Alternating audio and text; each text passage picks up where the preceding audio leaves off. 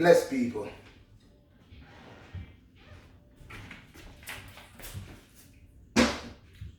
All praise unto the Most High. You see, I just made a video a while ago when I first made the video. All praises unto the Most High, my people. Yes, give thanks and praise for the life and the ability to bear. Yes, people, I made a video I was about to post it a while ago. And when I first made the video, I took off my shirt. I know it's not even an hour. And I have swell up. So that's what I say. Most High God has blessed me. The Most High has blessed me. Physically, spiritually, all the way. Mentally. Yes, I. See? Most High bless I and keep thy bones. I will never wither. I'm just like the lily that plant beside the waters of waters. The waters of rivers, you know? Yes, I. So, if Jah is thy light, and the Most High is thy salvation, whom shall I fear, eh? Yes, people. But anyway, today I want to share something in my little time, growing as a young man into a man. The difficulties that I have faced, the wounds upon thy body that I have faced. And people may say, when somebody is implementing whatever they are doing, you find people who likes to criticize. And I say, oh, this man is stupid, man. Oh, he must be watching too much karate. But I'll tell you something. How do people learn? By listening and watching, observing. If every day you observe a boxer, a chef, a man who carves things out of wood, you know, an artist, you watch every day, you come around and you watch every day. A chess player, domino player, a footballer, boxer. Every day you come and you stand up and you watch them, you take them in, and you are interested. Believe you me, after standing at a sideline for quite a while time, you'll get an idea. You'll have an idea and they will have a rhythm stand to build in you. So, one of my techniques that I used to use as a young boy, growing, because my mother, she's the one who influenced me into martial arts. She used to love karate, and she would take us to the matinee on a Sunday, and that was our, you know, prize for being good, you know, stuff like that. And one of my techniques is called the Eagle's Claw. And the Eagle's Claw deals with practically these three main fingers here, and a small one, and a little one, but it's more these here, these here. With the Eagle's Claw, the Eagle's Claw is a technique that is deadly. Upon the concept, the Eagle's Claw could remove the eyes. The Eagle's Claw could tear the windpipe, which is the throat area. When you snatch into the Adam's apple, into the throat, the gullet, these two fingers and the thumb becomes a grip. Now, if you would do push-ups and these fingers, then these fingers would become strong to have the ability to tear throat. So people talk. I've never claimed to say I'm the baddest man on planet Earth. No. I'm the biggest softest person, humble as a dove. But I know this. My father and mother did birth a dead. And no one I say, hits me and think they don't not gonna get, not hit, but actually it's like a 10-ton truck gonna hit you and hit you. That's all I'm saying. So the eagle's claw is one that is deadly upon the limbs, vital area, like your throat area, ass area, nose cavity area. If these two fingers end up into your nostril, into your nose, it will rip your nose. Okay? Another technique that I love as a young boy is called iron fist. It has a little bit of Wing Chun, but it's more on a different level. It is force that builds within. So it starts with a deep concentration, with a breathing capacity.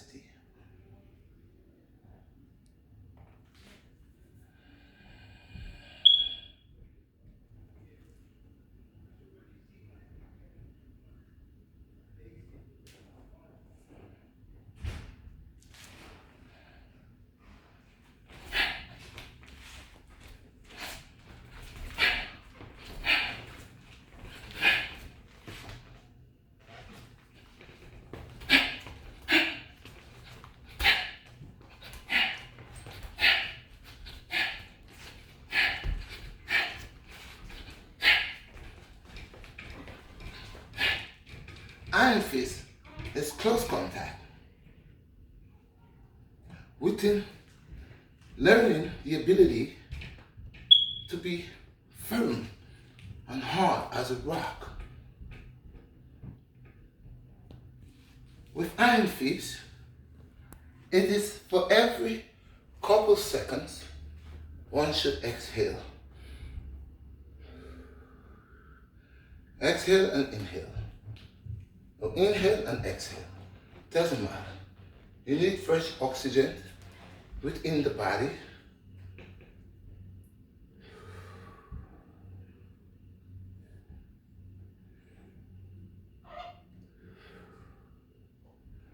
To replenish the body. Okay? So, iron fist is a serious technique. It deals with a lot of, it takes a lot of, burns a lot of energy. But the blows, when you hit someone, the ability of that blow is devastating. Bones breaking. Yeah. So, iron fist. One of my other techniques is called the Mantis. I loved the Mantis as a young boy. My mother took me to watch a show. I think the name of the show was Mantis versus Snake. And I remember that. And they have made this movie so many times, Monkey versus Snake, Mantis versus Snake, Mantis versus Monkey, Monkey versus Crane, you know, and so on and so forth. I love martial arts. I love how the Japanese and the Chinese, but you know where the art came from. And it's not because I bear the color bronze, I'm saying that. But we were the ones that was the first into the, they call it the gladiators, where they used to put us to fight against wild beasts and we used to destroy the beasts. And then they start to put us to fight against each other as gladiators.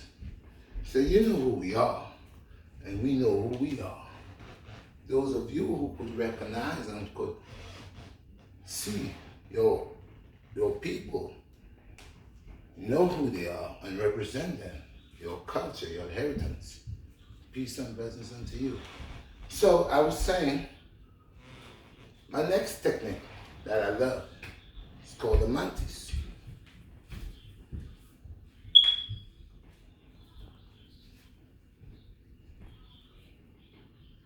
Like that.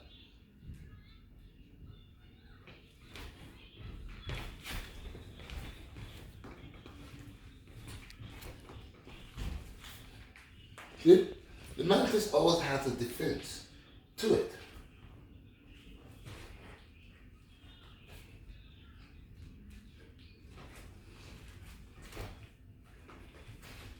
It always has a defense to it. And this, I'm in the house, but this would be a roundhouse kick. So the Mantis is a serious, small insect, but powerful with these. And these cause serious damages. This an eye poke. You have places. You can never condition these places. These places are chambers, weak spots. And with the Mantis, he found his way to tap into these weak spots. Okay? So, although the Mantis is just a small insect, if you ever watch him, take time, look at him. See the way he gets a piece of stick that is much heavier than him, at least 10 times, and he picks it up with these two and stretch for them, and even breaks them too. Very serious. So that was one of another creature or technique that I love. Another one is the monkey. See the monkey. The monkey is brilliant in his defense and the way his offense falls in. If you combine the monkey, you might think he's running away, but he's not. It is just his offense and defense and his technique, his style, it's on top. And I love the monkey because this is he. He's always hunchback. You know? This is him. See? Step back up. Take you with this foot right here. He's agile. He's going to do 2 steps. Bam, bam. Bam, bam. And if you run there, he kicks his shit in your face. Blah. He's funny. He comes to you. Like lift to you, and when you think he's gonna attack, he goes right down and break your feet. He kicks you right in here, in your ankles, or right into your feet. Gets down and kick you, bam. Okay, and if you figure you're gonna attack him when he's there, he's deadly under here, because this is where he has the monkey claw. So he grabs, rip your throat. You guys claw. And if you practice the techniques, they will work. You know the technique? When I was a young boy, I saw a movie called The 36 Chambers of Shaolin and the 18th Bronze Man. I love this show because this movie, or this flick, it was very interesting to see wooden men, and it's a bunch of them. And you have to defend yourself. In the most way, for one, is to have the deadly arm, the deadly forearm. This is why I have something that I does with my forearms. My whole intention is to deaden them to the point where has no more feeling in there. It's a mind of a model. The ancient ones who has tamed their body where the body, and you see it in Tibet and in certain parts in China, that brothers are kicking still and bending still. That bone right here becomes so powerful after a while. It's like you can't punch, but if every day you come and you start punching the sandbag, the first couple of times you will have bruises on your knuckles, it will hurt you, but it's how much do you need and how much do you want? And it's the mind over mind, the soul, mind, and body. So as long as you align yourself, you find yourself hitting that bag, until after the time, you're hitting that bag so much, that bag don't blister your knuckles no more, your knuckles don't hurt no more, and now you can move to the next level, something a little harder than the sandbag. So practice make perfect. So once again, people, this is not no fanatic stuff where people just believe that. Most times people watch a lot of kung fu flicks and try to act. And I'm not talking about certain people who actually sits there and watch a lot of kung fu flicks and go outside and get their butt kicked. I'm not a troublemaker, and in my time, people that I have known who flow with, roll with, they know me, you know. And I don't boast and brag. I try to run away from trouble as most as possible. I don't like trouble, you know. I don't like trouble because trouble is the next whole new sacrifice that you got. You got your family, and now you have to either, you don't play with people.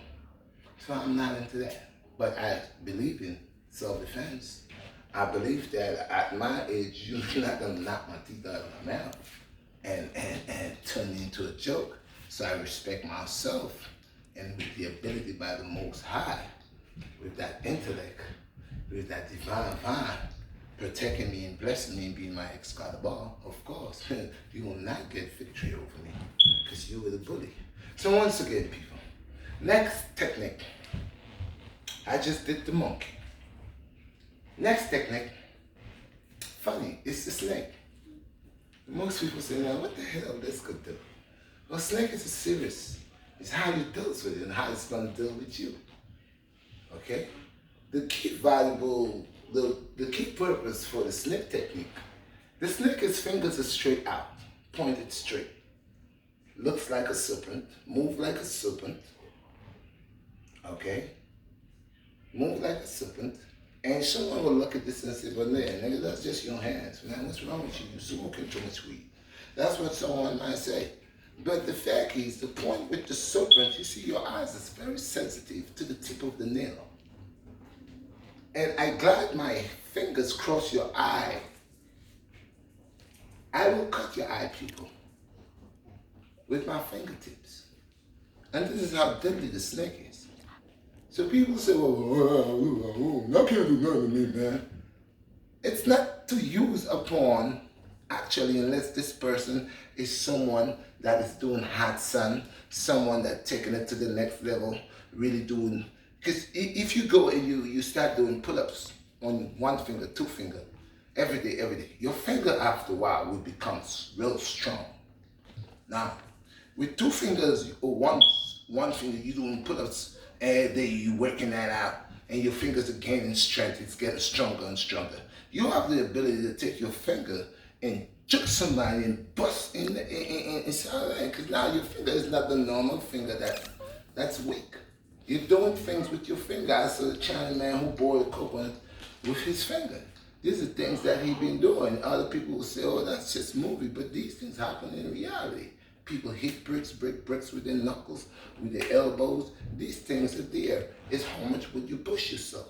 So sometimes people could fantasize, or sometimes people have a doubt, or sometimes people's mind is not on the level of to overstand things, you know. And when you learn to humble and to overstand things, you get to know things and know how to deal with things. So yes, so the snake is important, and the snake it's very swift. It's very swift, and its strike is deadly. And I say the strike would be places in your eardrum. In your eardrum. The snake comes because the snake could be this, like almost like a crane also. Snake could be this and jam you right in your eardrum. This is a soft area. He jam you in here. He make vital problems to your eardrum. Okay? So don't not sleep or pause.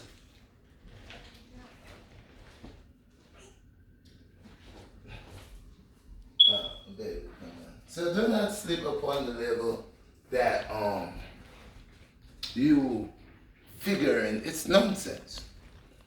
There's something, a technique that I love. You already know what it is, and you're gonna say, oh God, wow, Red, too much karate. That's what you're gonna say. But it's called a drunken master. You understand? Why? Because this the tick up. Hold on the tick up.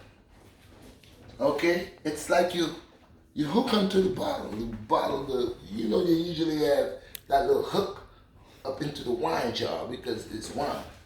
So with this and you're drifting, this makes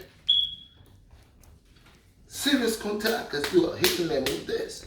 The back of the hand, this bone right here.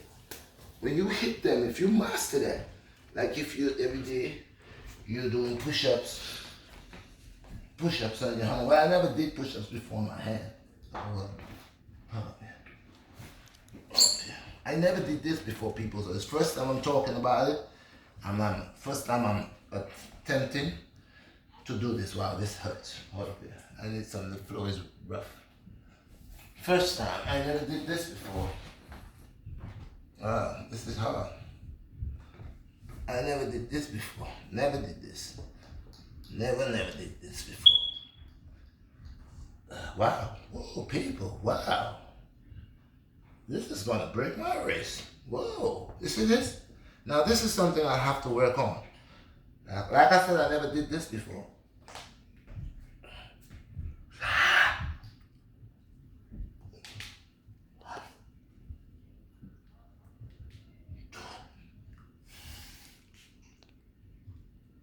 Wow. This will have to be something that I will be doing more often. I have never done this before. I have never, ever done this, attempt this. And every day I tell people, you learn things. I show people things that I just learned something. I never did this before. And it hurts, but no pain, no gain. So this will be something that I will be implementing into my workout. Because I've never, ever did no push-ups at the back of my hands. I have done it like this, like this, like this.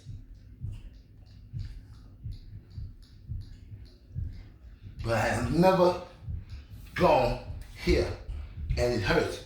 But I like that because like I said, it's strengthful, the back of the hands. So, technique.